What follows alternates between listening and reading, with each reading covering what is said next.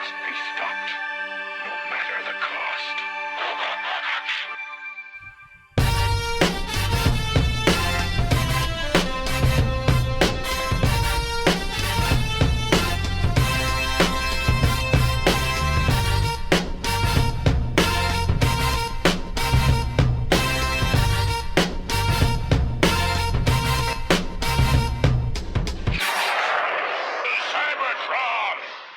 Hello, ladies and gentlemen. This is your Autopod Decpti-CAST co-host Ryan, coming to you here with round one of Script Deviations, back to back. We stitched together all those segments where Aaron and I and Caleb, you know, the guys on the podcast, discussed discrepancies between the different versions of the Transformers movie script and then as to what made it to screen. I'll fill in here for Aaron and say, listener, if this is your first episode of the podcast, why now? Pretty much go back and listen to any other episode. Maybe not the credit ones. I don't know.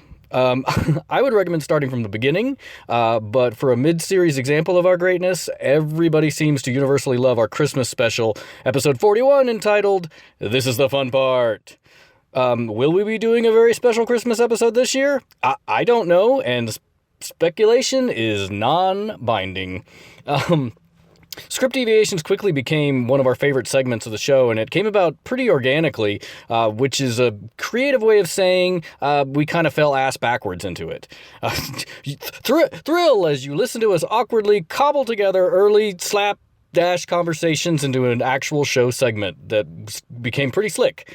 About halfway through this episode is where Aaron belts out what would eventually become the Script Deviations theme song, which is from lucky episode number 13.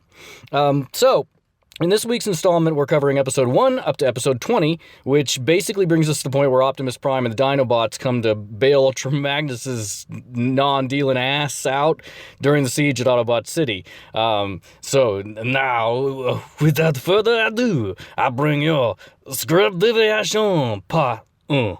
I don't know why that went French. That character just came out of me. It's like, Quebecois. Whatever. Okay, enjoy.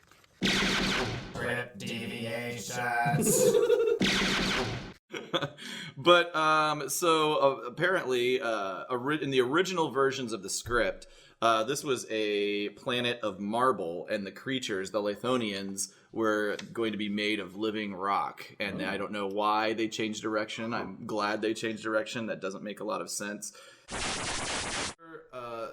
Just notes about the script and deviation from the early script. Is that in the early script, the movie kicks off on Lithon, just as it does here. And the first sign of trouble in the movie that we see, they look out a window and there's rumbling, and they look out a window, there's Unicron. There it is. It's right there. They say it. They're like, hey, it's Unicron. Hey, Unicron. No, they say marvelous. Marvelous. Look at the size of it. Oh, finally, my death. Thank you. But in the original script, there was sort of the first sign of trouble was this electronic mist. Yes. That enveloped the planet. The mist is eating the planet. It's described in the script as it looks as though Pompeii must have looked as Vesuvius erupted. Lithonians are running from the mist. Arbalest tells Kranix to flee and warn others of Unicron. So they haven't seen Unicron. They just know this mist is Unicron. It's a real slow reveal. And the mist ultimately engulfs Arbalest, and his body melts. It says it's though he's simultaneously caught fire and doused with acid. Then Kranix just transforms into a rocket and flies away and takes off, as everybody could have. Sorry, you guys who transform into cars, you fucked. Like he's running and he's like, oh yeah. Oh right, I have the power of exactly interstellar flight. The energy cloud, this mist, engulfs the planet, which then cracks like an egg. Rivers of lava leak out, and the cloud destroys everything. And it's only then, after the smoke clears, that you see Unicron. Yeah. Okay. So, the entity, as some might call him.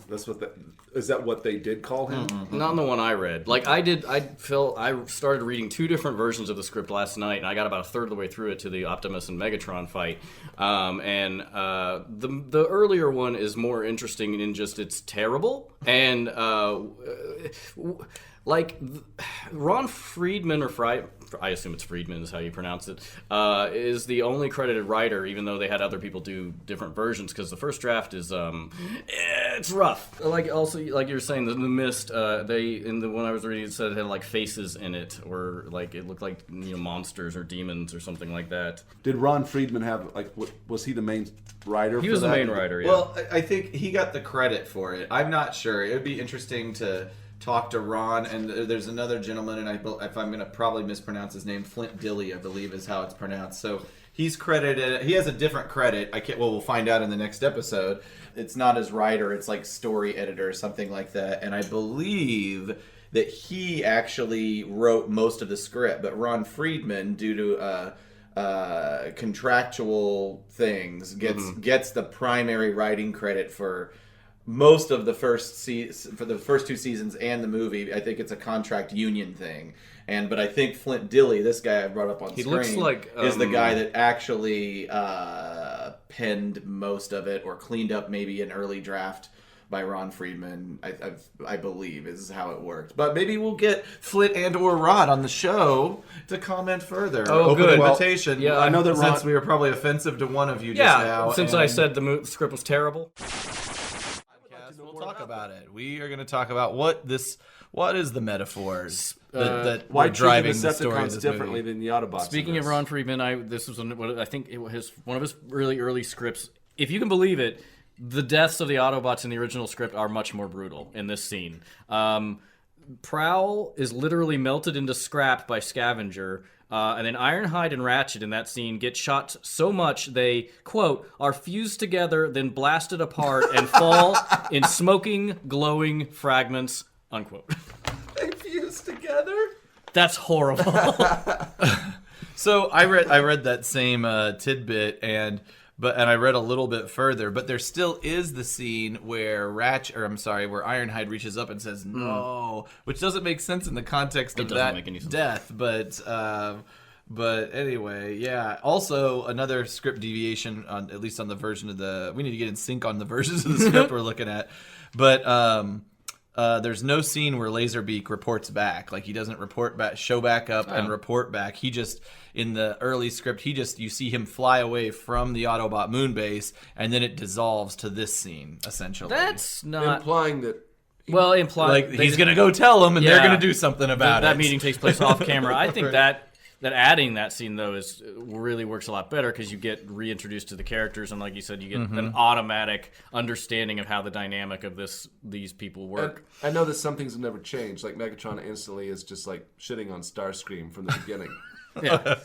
You just wanted to bring that back up. You just don't feel like we covered it well enough. All right, everybody, this is a TF podcast rewind. All right, hey everybody, this is episode 7. Talking about minutes 6 to 7. We got Laserbeak flying back to Decepticon headquarters. Oh, the first thing that Megatron says is gives a dig at Starscream. It's like some of my other warriors. You never fail me. Oh man, Caleb, do you have you want to talk about that? I don't know why I do this. All right, and that was the official Transformers Autopod Decepti-CAST rewind. Oh, that's annoying for some people. Some people hated that. All right. At least 1/3 of us hated that. I'm really sorry, Caleb. But to your point. You're right, though. I mean, I think you had to reestablish this Autobot Decepticon dynamic before you could jump straight into these robots coming on board the ship and slaughtering everybody. Yeah, that's a real, that can't be the first time you see it, because then they're just they're non-characters. Screw you guys. The look on your face. Area here, and then we're on Earth. Well, I guess we see the ship flying towards Earth, and then it pans and you see Hotrod and Daniel fishing. Daniel's depressed. He misses his dad. Hotrod tries to console him. They catch a fish. That's basically the end of the really end of the minute. Do you notice? Look at the size. Like he has Okay. a rod and reel that is enormous. Okay, Like- yeah. The fishing poles bother me a lot. Okay. They needed a large fishing pole for a man his size. I can only assume this is custom made. Well, his name's Hotrod, right? And that's Like fishing rod. Like a fishing rod. maybe it's an accessory he came with. Yeah. It is an accessory he came with on the Masterpiece. Is it? That's awesome. I've got one. I was just getting ready to You're say that. kidding. That's Yeah, really comes cool. with a fishing rod and pole. oh Yeah. my god. That's It's awesome. badass. I never will pose him with Now, it, I hate this because, like, okay, leaving aside that he had a custom-made fishing pole, why are they holding him upside down? Clearly, nobody involved in this movie has been fishing. I don't know. No. Those are you know what? These are fly fishing rods. but they're not fly though. fishing. I know that, but that's what they're using. They're using like fly fishing rods. So yes, those they're not completely incorrect. Well, Well, let me ask you this: they're both holding him in their left hand, or they're. But that also means you can't. They're holding him in the wrong hand for reeling it Exactly. in. Also, because you'd have to reel with your left hand. Well, I'm left-handed, so I mean that's Do how I you do do it. you reel with your left hand? I reel with my right hand. No. welcome everybody to the Autopod Decepti-CAST Angling Hour. Yeah, the Decpti-CAST. So pleased with himself. That was pretty good. So in Hot Rod's Decepti-CAST. Yeah, see, like we're gonna have a side. We're gonna start That's pretty good. a side cast where it's all about Transformers fishing. or we can just do like Transformer puns. Hot Rod's Decepti-CAST. It's all about his experiences, like out on the lake, and Fly fishing with his dad. In the original, I think Ron Friedman has never been fishing either, because in the original script, oh my god, starts with them seeing the ship land, and then he goes, so that hasn't happened yet in this one. But then whenever Hot Rod reels up the fish, he pulls up a line with 3 fish on it. How is that even possible? in the original script. Yeah. I don't even know why that would be like. This is literally what it says. Pulls line up to show he's caught 3 large fish. We need to get our aligned on what versions of the script we're looking at, because in my version, there is no mention of fishing, or they are fishing. There's never a part where they actually catch a fish. Oh. Like there's no. In fact, Real missed opportunity. So yeah, on Earth, Daniel's kind of got his portable viewer, and he's keeping track of the scene opens up, and it's like Daniel's already sees that the ship is coming in. He's getting excited about it. There's no mention of him being depressed, sad, missing his dad. He just basically, the ship's coming, let's go. Mm-hmm. And then I'm jumping a little into next episode technically, but then Hot Rod throws the pole into the lake, and then they go on. His custom pole. Is So he's like not even. Is that getting ready to happen? No. No, he not in doesn't this do one. that here. But in the There's script, no in littering. the script, In my version of the script, they literally we need write- to figure out what. Yeah, it would we be need to interesting think to figure out which All one. of that's ridiculous. Why? I love the script deviation parts of Is this. Friedman writing? Do you think Friedman was writing that he caught 3 fish, kind of as a demonstration of his prowess? at But it's fishing? impossible. It's Well, I literally know, impossible. I know. So you're right. He doesn't understand fishing. A good fisherman isn't known for reeling Multiple in fish at once. time. He caught like 7 fish. Unless he's got like Like hooks wins. down the line, like you do in a deep sea fishing commercial vessel. Just catch him with a net. Yeah, and And we don't That's know if this weird. is a Friedman thing or Right. a Dilly thing, Okay. but a lot of. But in your version, they actually just wrote that he just threw the rod into the lake. right, they threw the It's rod a into the weird lake detail. and then they took off. But another script deviation on mine when it comes to the scene on the ship, Ironhide, instead of saying no and being blown to atoms, he says. Fat chance, Megatron. Oh, and then that's- picks himself up, grabs onto Megatron, and Megatron then just flings him against a wall and says such heroic nonsense. But it doesn't mention that he executes him Yeah. at that point. Well, So this I'm is- sure they changed it. They punched it up. This is better. Okay, so I might have an earlier version. You may have draft 2, perhaps. I feel there's a way to I feel like the validate one that. I have is pretty early because it's really different. But Well, at some point between my draft and your draft, We're hitting them somebody all. decided, like, 0 fish, 3 fish, and then they settled on 1 fish. Well, good. I think they made a good choice. Yeah, I mean, if you're gonna 1 fish is a good fish. What Good if, like- number of fish. I would Jesus. hope that what would be awesome is if he did throw the rod into the lake, and it shows the rod sinking to the bottom of the lake with a pile of other rods. Like every time he's just like... They're disposable rods. They're Well, single-use rods. In his mind, they are. So he's just like... No wonder it's so. They need so much energon. They're wasting all their time building rods. So, yeah, it totally makes sense. So we get our first look at him in his alt mode. He's gorgeous. He turns into a fast car. His name's Hotrod. They don't retrieve the hoverboard. In the original script, it's a bicycle. Are you shitting me? No. I love this. I want to... You must have an earlier script I than think I I did. do. I think I you do. must. So You I must. so love the I so badly want to see How boring would that the, scene be? the movie that you have where it's the Unicron mist and he catches three fish on a single then line. I want to see then him throw the rod in and he drives away on a bicycle. I want to see this movie. That would be insane. I do so bad. Oh God. God damn. The writer's cut. The Ron Friedman The cut. Ron like- Friedman it's cut. like- Okay, Autobot City. Like, this is where we at 9:51.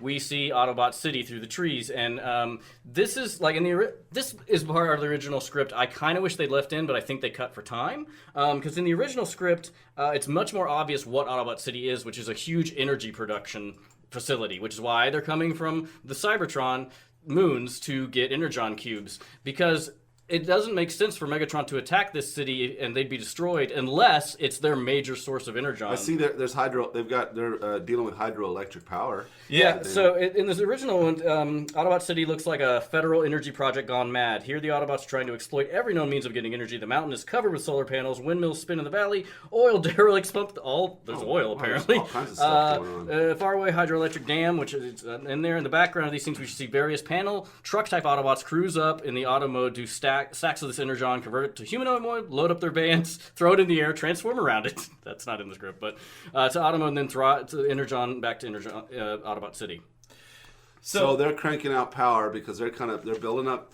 They got to get Energon together for their campaign to take back Cybertron. Yes. And that does make sense in retrospect because that's the whole reason Optimus Prime sends Ironhide on his trip. So that sequence, I had that in my notes as well. Oh, sorry. And no need to apologize. So that's a shared thing between both of the scripts. So they're driving, and Daniel says at one point, stop. They get to a place where Daniel's like, stop. But Hot Rod's basically like, fuck that, son.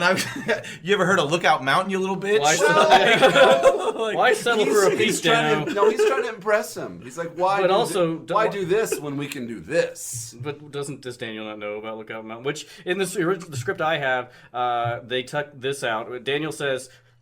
He says, why settle for beacon? They say everything from Lookout Mountain. Daniel says, we're not supposed to go beyond city limits, which is why the roadblock's there. Another thing I never thought about.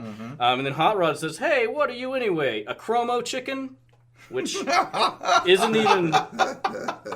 Chromochicken. I mean, it's not worse than beryllium bologna or cesium salami, which is what the Dinobots say later, but that's the Dinobots. They have tiny brains. That was a good cut. I so badly want to see the original writing of this come to life. Script deviations. Have you got anything, Ryan? I have nothing for this minute, and the next minute I don't have any. So Okay, do you. maybe that's one thing we need a script deviations. I wish this was a video podcast so you could see Caleb's. Well, Aaron Disgusted wants face. to put like some little like. I want soundboard. He wants like a little theme for every little aspect of what we're doing here. We're gonna make fun of Caleb now. Right. Well, Well. I'll have to make some music. All right, for that. so script deviations. There's not much. I don't have much for this either. Instead of the scene with Cup and Blitzwing, instead of bending his barrel up into the air, on the version of the script that I have, Cup spins his turret around. It does like a bling. That makes more sense. And he Blitzwings takes the shot and hits shrapnel still, which it kind of makes more sense to me. Like it does. Shrapnel's over there instead of over there. But and then the other thing is that then Blitzwing transforms into a robot mode. Cup comes flying at him and takes kind of a flying feet first kick at him and knocks Blitzwing off a ledge. I did read that and could not visualize how that scene would have worked. Yeah. So they did fine. I like the whole tumbling down the mountain and crashing into each other thing. The problem I had was where like he's not on him anymore and then comes jumping at him. I could not figure out how that logistically was supposed to work, but it's also like, why did you shoot? You know that somebody's manipulating your turret. Like, why did you fire? Just trying to get it off real quick. I guess. Or maybe he was like, I wasn't quite there. He's got me right in the sights. Yeah, or it's like, well, it's like whenever you try to stop from coming, and it just happens. Well, I can't make all these sperms turn around. Oh, God. The only other script deviation is that old-timer line, that's something you'll never be if you don't get back to the city, and the addition of the line, you know what we used to do with cocky, insubordinate upstarts, which never gets addressed. I don't know what they used to do with cocky, insubordinate upstarts. That's presumably where Hot Rod says, Save it, Cup. Right. Exactly. So that's all I've got. Yeah, no, I thought this would actually be kind of an anemic episode, but we covered a lot of shit. That's all I've got as well, I believe. I mean, a couple things. Next episode, or I'm sorry, hang on. Script deviations. Until Caleb decides to. I think I just like for you to keep doing that. You should take what I just did and then freak it. Script deviations. These are more notes than deviations, but Arcee is described on the script. I just remembered what I was going to talk about. Go ahead. It ties into this. As a lovely female Autobot of about Hot Rod's age. Mm-hmm. So they have age. I mean, Hot Rod, I think, seemingly is certainly inexperienced compared to other Autobots. All right, I see. Okay. You hate Hot Rod so much. Well, he was talking more about age. That's true. And then Springer is listed as, like, he's described in the script as a very muscular and bantering, quote, Indiana Jones type. That was what I was going to talk about, yeah. Okay. He's modeled after the Indiana Jones, yeah. Okay. Ultra Magnus is called a large and soldierly city commander. In that scene where Starscream dive bombs them, Springer fires from his hip instead of his arm cannon, which is weird. And the script also lists Dirge as the attacker as opposed to Starscream. And Springer's blast is supposed to blow off Dirge's wingtip. And there's no mention of Blur whatsoever. In fact, in the version of the script that I've been looking at, there's no mention of him until way later, until they are trying to load the Dinobots onto the ship when they're trying to escape. In the second attack? When Galvatron and Cyclonus come to the second attack of yeah, exactly. So that, like, just all of a sudden Blur exists in that world. There's no introduction of Blur. Yeah, I missed that. I guess I did not see that. So the introduction of Blur here was a good thing. Yeah, I mean, I think it's like they forgot about it. It is good. I think they did do a good job of like front loading. And again, as a kid, I'm not just like discerning as to movies I watch, but I think they do a good job of like front loading what these guys' characters are. Like obviously, Ultra Magnus is in control. Springer and Arcee are, a thing, and then Blur is like a fast, like, hey, what can I do? Ultra Magnus guy. His name's Blur. That's right. Anyway, I just thought it was. It doesn't seem that creative to me. Hey, we got a guy named Blur. What are we gonna do? Okay, I don't know. Make him fast or something. Well, they came up with the name first, and then they decided what to do with him. Chomping around a cigar. I don't know. Make him fast or His something. name's Blur. Make him fast. Maybe. Hey, he turns into a pickup truck. What do we call him? Cop. Fuck up. Shut the fuck up. How about? Our listeners. I gotta go home and Cut this shit. There's going to be a lot to cut because we're at an hour recording. We're just... I only have one, and it's that in my version of the script, Starscream's foot situation is somewhat different from what is on screen. In my version, an early version of the script, his foot gets caught in the clam of the transforming courtyard, and after struggling for a second, he holds out his arm, and a contraption comes out of his wrist that is basically like a robotic shoehorn. What? And it comes out, goes down, and pries his foot out of the clamshell, and then he flies off into space. Oh my god, I don't have that in mind. I gotta admit, we've had conversations about how the Transformers have like a special gift that helps them in a specific situation. That is the most specific situation. He's got a shoehorn. And again, to Caleb's point of like, I want to see the movie that is the first draft of these, like all mashed together. It is not a shoehorn though. It is just acting like a shoehorn. That's right. That's what it It's says. mimicking a shoehorn. No, I'm just making fun of Ryan. It's like it's a pry bar. Yeah. I like how it's a shoehorn. There is a Decepticon named Prybar, and that is all he does. It's turned into a crowbar. I'm kidding. Okay. That's not real. No, I'm sorry. He looked so compelled. I was like, He captured his imagination. I need to see no, this. he had me fooled for a second. Do you guys have anything else on this guy? There's a huge deviation in the script at this point, where it actually is the point where Hotrod and Cup go into Autobot City. After they do that, they go into a room where we see Wheeljack and Ultra Magnus and some other gangs of monitors, and it is revealed by Wheeljack that the Constructicons are attacking the city walls in the vicinity of the Robo-Zoo Lab. What's the Robo-Zoo Lab? Oh, well, it appears to be, and then Ultra Magnus says, release the Anabots.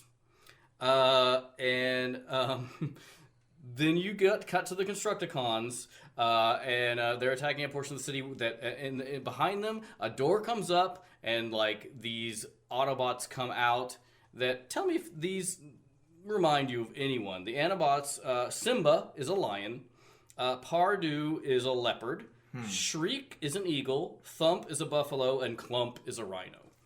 Wow, so originally the Predacons were designed to be Autobots. Anabots. Yes. And they decided to make them Decepticons This sounds at some very point down the line. This sounds along the storyline of Scramble City, too. Yeah. This sounds like a... But it also brings up the point of, are they slaves? Like, they're in an Anazoo. Like, they're contained, and trapped because they're too aggressive and dangerous. And that just leads me to believe, Wheeljack made these guys. Because they're another crazy Wheeljack invention. Yes! I'm like, this bot must be stopped. He has made the Dinobots with tiny brains, and they're too aggressive. They banished them twice in the cartoon. And then he's made these slave Anabots that are in cages, only released whenever times are dire. Stop letting him create sentient beings. Well, and obviously those Anabots ultimately become Decepticons, and so... Yeah, and so just to be clear, the Predacons, the Anabots turn into Dragon Beast, which does have... That's their combiner? That's their combiner form. Okay. Which you can find, if you Google image it, there is a... what's his name? The artist who... Floro Dairy. I don't know if that's pronounced correct. But he does have a design out there of what it would have looked like. But it's different from the current Predaking? Oh, it's a dragon. Oh, okay. Which is interesting because no combiners turn into anything but a robot. Right. But yeah, the Predacons to say that their components. The only Razor Claw is the lion, Rampage is the leopard, Dive Bomb is the eagle, and Tantrum is the bull, and Headstrong is the rhino. And so they removed the buffalo and turned it into a bull. Why? Guess what, motherfuckers? There's no such thing as a buffalo in America. I'm fighting a losing battle with this. Buffaloes only exist in Africa. It's a bison. I know. Thanks for clearing that up, because that is an ongoing source of stress for me as well in casual conversations. Yeah, it comes up all the time, right? It's almost as bad as like calling a chimp a monkey. I hate that too. That's another pet peeve. Another one is whenever you interchange poison and venom. Poison is ingested, venom is injected. Or it's like calling. There are no such thing as poisonous snakes. You know what, Wheeljack? He just. I'm glad he's dead. You said it. You believe it. I like the Dinobots. So while we're talking about this script deviation, I was going to save it for the end, but this is completely related. So the version of the script that I have around that moment, doesn't mention the horrific skull crunching that Cup delivers this shrapnel. Rather, they both ramp in, the kickback. Rather, he ramps into the city, and both Shrapnel and Kickback are still kind of close to that door, and they both make an attempt to bite Cup as he drives into the thing, and they miss right as the door closes.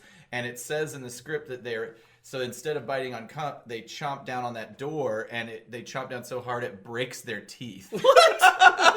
That's what it says. Because they have teeth now? They have teeth now.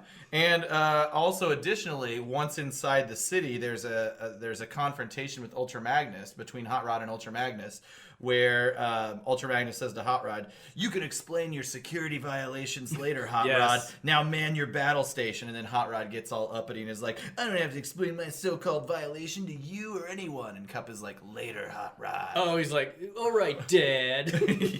So there's that part to that scene as well. So now we are... Also, though, like, 100%, you do have to explain it, because you're in a fucking army. He's your boss. Exactly. But they're also a family.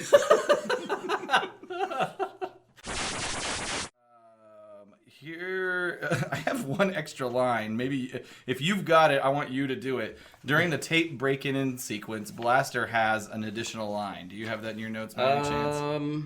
We got cassette critters knocking on a window. Yeah, that's That's weird. It's an additional line. Also, my favorite thing is that during the fight, when he releases his tapes, do you know about this? I don't know. He spews out 4 tapes that are not anything like the tapes that we have on screen. So what we had were Steeljaw the Lion, Ramhorn the Rhino, and then Eject and Rewind the 2 guys. So during the fight, in my version, he spews out Cubby, a lion, Stripes, a tiger, Stinger, a scorpion, and Bolts, which is a small, tough robot. Yeah, these are terrible names. And so... But also Bolts. Plural? His name's plural? Why? On bolts. Maybe he fires bolts. Yeah. These bolts. Cubby, come on, that is Cute little Cubby. so adorable. So where Ravage and Laserbeak were fortunate enough to have a dedicated vocal performer, Steeljaw, who became Cubby. Cubby is the only... Let me just back up. Yep. Cubby is the only one that actually became what happened, the lion form. The other forms were not incorporated at all and are essentially just lost characters, although... Stripes does have toys. In fact, he's probably one of the most obscure characters to have a toy. Really? But the rest of them were not ever produced. Stripes. And then the only other note I have is that Ravage and Laserbeak, so Frank Welker did both of their voices. They had a dedicated performer. But Steeljaw's noises were mostly library sound effects of growling, hissing cats and metallic ronk ronk sounds. That's from the TF Wiki. That is awesome. All right, let's get into it. So I know, Ryan, you have a lot. So you go for it. Go? And if I've got anything, I will jump into it. So I actually do agree with a lot of these cuts because you can cut it for time, cut it for pacing. There is, let's see, there's a whole scene that we have now after Blaster and Perceptor. There's a cut, and we see Blitzwing, who is shooting in plane mode, shooting and firing, and then we see from his POV, and he's like, uh-oh, because Power Glide and Warpath are coming right at him. Awesome. And so basically they take out Blitzwing, they shoot him, and he crashes into the fishing hole. Yes. That's right. And it's not, look, it is the fishing apostrophe no G hole, the fishing hole, which is the name of my strip club. The fishing hole. So he crashes into that big pile of rod and reels at the as Blitzwing lands with a hiss of steam, his flames crackling out as Power Glide and Warpath lay a final load of bombs on him in the water and blast off. What are those poor fish? That's true. What about the trout? Yeah. They can never never fish there again. Nope. And then there is just some more with Megatron. There's another. We go to the wall. Actually, here, Thundercracker and Skywarp they're all like with Megatron trying to pry parts off the wall, and then into the breach, like we see Sunstreaker, Hound, and Bluestreak. Sunstreaker's a real problem. Hound and Bluestreak come out and start fighting them. And this Bluestreak steps out with a laser saber and cuts Thundercracker in half with a roar as Skywarp throws himself on Bluestreak, and Decepticons swarm in. Hound, using a blaster from low position, cuts off the Decepticons' legs, toppling them, still fighting as they... It's a bit complicated as to what happens there. I'm not... Wait a minute, so he blasts their legs off, and they're... I don't think off. I think he just knocks them over because he shoots their legs. Still fighting, though. Mm-hmm. And then there's a scene... We're back on the munitions factory on Cybertron, where Optimus Prime is getting ready to launch, and this is actually something we see later. The Bumblebee is trying... which... he was on the other moon, so that's a continuity issue there. But Bumblebee is trying to get the Dinobots into the ship, and they don't want to go. They're just being dicks, which we'll see later again. Mm-hmm. And Grimlock's like, me, Grimlock, not take orders. And then Bumblebee's like, no offense, Grimlock. It's just that we need your strength to save Autobot City. But more than that, we need your strategic intelligence. And he's trying to like butter him that's up. That's right. And it works. Is he patronizing him? No, he's like flattering him because it says Grimlock, parenthesis, flattered, lets little Bumblebee lead him on board. Me Grimlock understand. Me Grimlock make clever plan. Oh boy. Which that was almost sounded like a Yoda voice I was doing there. Then there's Optimus, take charge of operations while we're gone. Says that to Bumblebee? It says that to Jazz and Cliffjumper. Okay. And then there's a whole scene where they fly by that same take charge of operations. If with the Dinobots pulled out of the plant, who's going to be? I mean, you just got Spike and Bumblebee, but they're on another moon. Well, not here, but yeah, that's true. Anyway. We're grinding to a real halt there. And then Optimus Prime, they're in the shuttle and fly past the same flight plan that the other shuttle.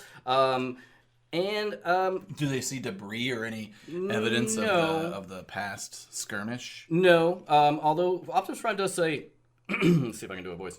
Lock coordinates and accelerate. That's terrible. Lock coordinates and accelerate to maximum speed, which is not a thing in space. If you're firing your rockets, you're continuously accelerating. There's no maximum speed. Anyways, stupid. As the space shuttle, as the shuttle moves up into view. We pan past a shadowy area next to a dead planetoid, and Astro Train comes out from it, which I'm like, what? I guess that's true. We haven't seen Astro Train to this point. Yeah, we know he's going to make an appearance, but we haven't. So this is where him. He comes in. Like this is why he shows up, and destruction to all Autobots. 7 S's. And then so he's like Cobra Commander. Like, yeah, apparently. And so also in this, Bumblebee is on the shuttle. He mans the shuttle controls when they're being attacked. And so, yeah, Astro Train shoots at the place. Then we go back to Autobot City, and we're back into continuity then. I'm confused. So, let me just try and summarize. So, Optimus and a crew take off to go to Earth to help out. So, we see that Astro Train tries to intercept them at some point and fails. And, and that's about it. Yeah, that's pretty much it. All right, well, they just left Astro Train in space. You guys, I guess... Astro Train, this is Starscream. Guard Earth's atmosphere in case any Autobots decide they want to reinforce these other Autobots who are heavily armed and frankly, we're in a precarious position ourselves. But in case any other Autobots show up, Astro Train, it is your sole duty. If the strongest Autobot, Optimus Prime, were to show, it's your job to destroy him. So you're just assuming that so I'm just gonna wait on this asteroid. They're just gonna assume that somebody's gonna come. I mean, it could help. I could come to the city and help to attack Autobot City if but no, I'll just wait. The only script deviation that I have is that during the cassette battle sequence, in the last episode we talked about Blaster's tapes and how they changed dramatically from what we see on screen to what they were in my version of the script, which was that today he has 2 little robo dudes, a rhino and a lion. Originally it was supposed to be 1 robo dude, a scorpion, a tiger, and a lion. And this is just really a continuation of that, and that Cubby, who eventually or arguably becomes Steeljaw the lion, So he takes out Rumble, so that's basically accurate. By and cuddling him. That's right. He's adorable. It's an adorable battle. And then Stripes, the tiger, takes out Ratbat. That was Ramhorn that did that in reality. Bolts, this is a funny one. So then Bolts, the robo tough guy, little robot. He engages Frenzy, he smacks him. Frenzy flies into Stinger, the stinger of the Scorpion robot, and then he gets jabbed, freaks out, and runs away and isn't mentioned.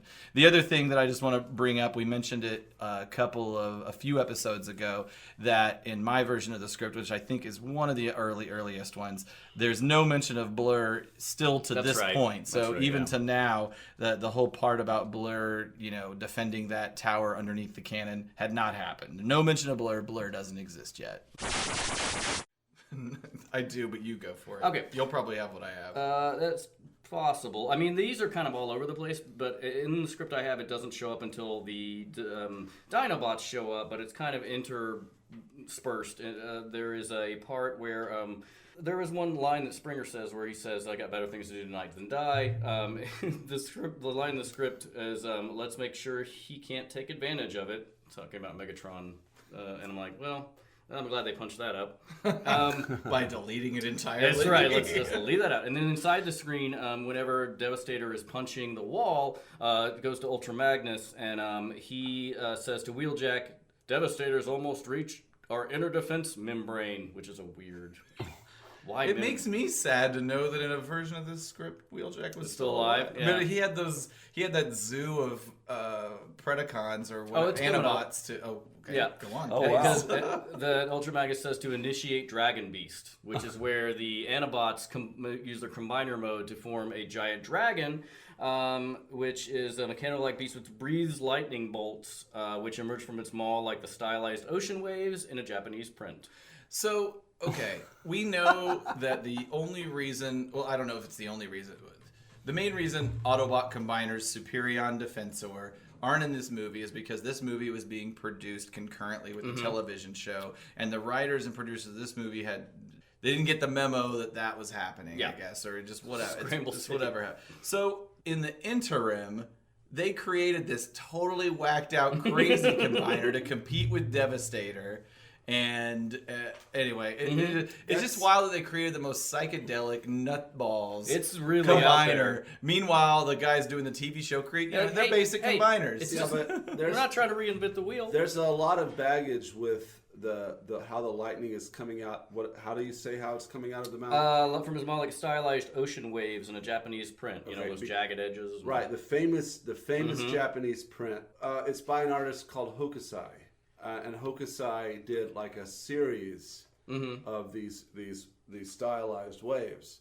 He was a very famous Japanese artist back in the 19th century. Wave painting has a lot of importance in Japanese culture. The Mongolian Empire tried to invade Japan. There was a divine wind known as kamikaze that sunk them and crippled the Mongolian fleet and prevented the Mongolians from invading and taking Japan as part of the Mongolian Empire. I wonder if there's any baggage or any kind of. I can't imagine. Am I reading it? I can't imagine Ron Freeman knows that. Okay, I'm reading into it. But that's interesting. Like that's really I didn't know that. But the artist for that famous series paintings, he's called Hokusai. Awesome dude. You should check it out. Yeah, no, I love those paintings. It doesn't seem inconceivable to me that Ron Friedman would be the type of guy that would know that. All these toys have Japanese heritage in their previous storylines, so it seems like. He's an inquisitive guy. He's no dummy. Could be. He's kind of the whenever he comes on the Transformers. show. Whenever he comes on the show, these are going to be talking points. We'll grill him on Hokusai. That's right. And so that is they grapple like it says Dragon Beast will annihilate Devastator. There's like 20 IAs here. So they just start scrapping, and then that's when Prime's shuttle comes down, and the Dinobots are released, and then the next big deviation I have will be the next episode. So, well, I'm looking forward to that because I'm hypothesizing in my head that it's Dragon Beast plus Dinobots versus Devastator versus what we got on screen, that seems so much more epic. The only thing that I have that you didn't cover is that at some point, Devastator must have torn into the pillbox that Hotrod and the group are in, because the script I have indicates that he grabs Hotrod and Cup and has both of them in his hands and is crushing them. And it isn't until the Dinobots show up, and also the Dinobots, once they leave the ship, they are firing on Devastator in robot mode, and then they transform into their Dinobot modes, and then ultimately engage him in more hand-to-hand style combat. But it isn't until that happens that then Devastator just, he's shaking a little bit, and he releases Hotrod and Cup. It's interesting it would take that long, considering what he made of that cannon with one just like squeeze of his fist. I know. So the deviations in this one are kind of just more like expansions. Like there's, of course, we still have the Anobots in here, which are still fighting Devastator whenever the Dinobots show up. So it's then the Anobots and the Dinobots against Devastator. Devastator and Dragon Beast stop as a... Dragon Beast. Yeah, it's a great name. It's good. We are not Predaking. There's a noisy roar as the Dinobots come in, and as opposed to what, a quiet roar? Yeah, the silent roars. That's what I say when whenever I have an orgasm. Oh, the silent roar. Caleb loves it. So we follow the Dinobots as they transform in Dino mode, attack Devastator, which falls apart basically. And then Megatron is running with the rest of his troops, in which we don't see him in this one. He presumably comes in after. There's a little weird... I guess he's already into the breach. He must already be into the breach at this point, because he's leading the Decepticons. But in this script, all of his... when this is happening, all of his troops flee, and he's left alone in the field, and he says, "Stand and fight, Decepticons! Hold your ground, I say!" Then basically we cut actually to Arcee and Hotrod and Cup in a pillbox, and they cheer and clasp hands. Hotrod reacting as Arcee places her smaller hand... I don't know why we have to specifically say smaller. Her smaller female hand. Hey everybody, she's a lady. Her smaller hand on top of his, and Hotrod says, "It's Optimus and the Dinobots!" And this is Why couldn't it be a bigger hand? She has man hands? Well, that Seinfeld It episode? doesn't be man hands, but like her hand could be feminine, but just for whatever reason, significantly. Hey, Hot Rod! There's a script note that Hotrod doesn't say it out loud, but Hotrod notices that her hands will make his dick look small if they ever Well, we can't fuck. enrapture them. Yeah. You can't have my piston. Okay. All right. Moving along. So the stage direction says he sees Arcee's hand, clears his throat, and removes his hand, and says, "It's not over yet," because he's shy. That tension. Yeah. He goes, "Your hands are so small." And there's actually a line here for Daniel where apparently he's not dead. He climbs up onto Cup's shoulder, and this is a line for Arcee later on. And he says, "The Decepticons are retreating. Yay!" She doesn't say yay, but... Oh, you just added that? No, he says yay in the script. Oh, like, yeah. Arcee says that exact line later, except without the stupid yay. Like they're 9-year-olds. So he climbed up on Cup. Like, how tall is Cup? Probably 20 feet. So they let him climb. He scales him like a little monkey. Yeah. Okay, go ahead. Oh, allegedly the reverse happened last time. Where Cup climbed up on top That's- of Daniel? Well, he climbed up on next top of to him. Hotrod. Sorry. I see. Yeah. That's all I have for this moment. There's more in the next one, but All right, interesting. So I thought you would probably cover mine, but mine is actually totally different. Oh. Just indicate. You'll recall that last time Devastator actually had Hotrod and Cup in his hand. That's true. Yeah. And so in my version of the script, it indicates that first of all, when the dinos are on that ship, they're in dino mode on the ship, and they transform into robot mode, jump off the ship, and then transform back into dino mode again. Which is... After firing at Devastator, Yeah. they fly for a spell, fire at him, and then transform back into dinosaurs. And the script indicates that the Dinobots are overwhelmed by Devastator, and their strength is more than matched, which did play out on screen, I believe. But Hotrod and Cup are released during that struggle. And then when the ship ultimately lands, Prime has problems getting off the ship. It says that he begins shooting. There's a swarm of Decepticons that are trying to get toward the ship and envelop it, and Prime is shooting at them. Essentially, that very moment he emerges and starts blasting away. Megatron is only 100 yards away, the script indicates. Which in Transformers terms is like 10 feet. Right, yeah, no kidding. It's a couple of steps. No kidding. Regarding The Touch, it doesn't mention the song The Touch specifically in the script, but it does say that as Prime battles his way through the Decepticons, we hear an inspiring anthem of courage, strength, and triumph, like Eye of the Tiger. Okay, so yeah, that's a good placeholder for that. So the song was inspired by a line in the movie Iron Eagle. I don't know if it's towards the end of the movie. It's been a long time since I've seen it, but you can see it on YouTube. There's a dog fight, and Lou Gossett Jr.'s character's name is Chappie, and so he and the younger main character Doug, whose name I don't know. They're in a dog fight. And Lou Gossett Jr. gives him a tape and is like, if something goes wrong, play this tape. And so if something does go wrong, Lou Gossett Jr. ends up, crashing into the ocean or whatever. And but before he dies, he's like, I'm not gonna make it.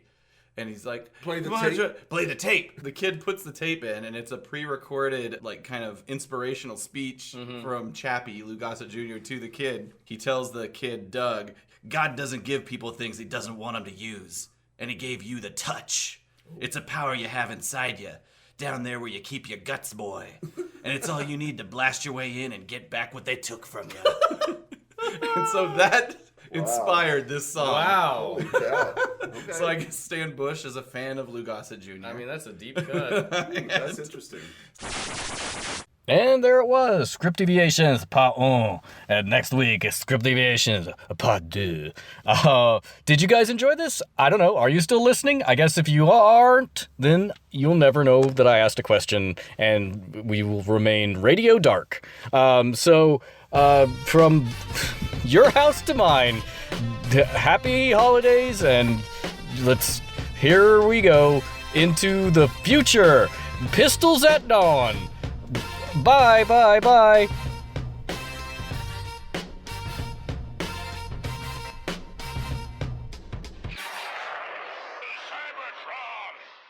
Blow cells, where we sell good.